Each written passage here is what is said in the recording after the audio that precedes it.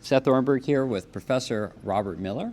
And Robert, you heard my paper and you were willing to offer some comments. I'd love to hear them and share them. So please tell me what you thought. Sure. So I have a couple of comments, but one is that you talk about how law can do good and not just prevent evil. And I think that's great, and I agree with it. But one of the things Aquinas says about that is that law isn't out to promote eudaimonia, it's out to promote the common good. All right, so in other words, not the whole human good, just part of it. And when you go on to talk about crowdfunding, I think it should get even more particular than that. I mean, I think the aim that you should be talking about with crowdfunding is we want a crowdfunding regulation that does for very small companies that would be the kind of companies that would look for funding in the crowdfunding market.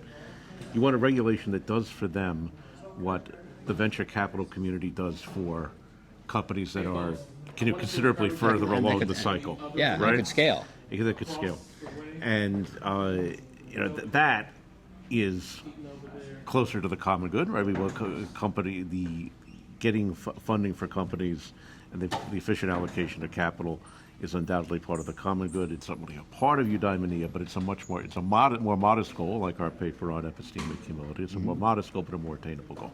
Okay. Yeah. And it seems though you're making, what I'm hearing is an important distinction between eudaimonia as an individual, as opposed, it's not something that society achieves. It's an individual virtue. Yes. And I haven't tried to collectivize. I've tried to make a collective phronesis argument. But since it's connected to Eudaimonia.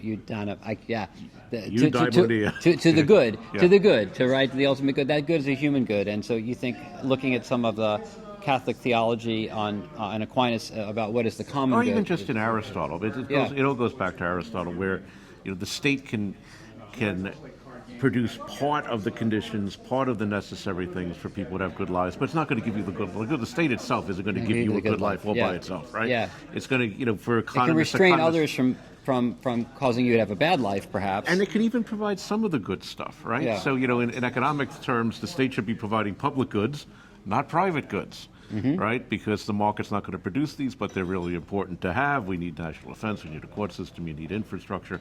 And if the market isn't going to produce them, somebody else better, and you can do that through taxation and government and so on.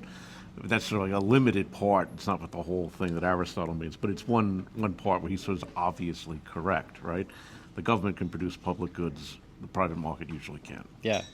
All right, awesome. Right. Well, thank you for your comments. Thank you.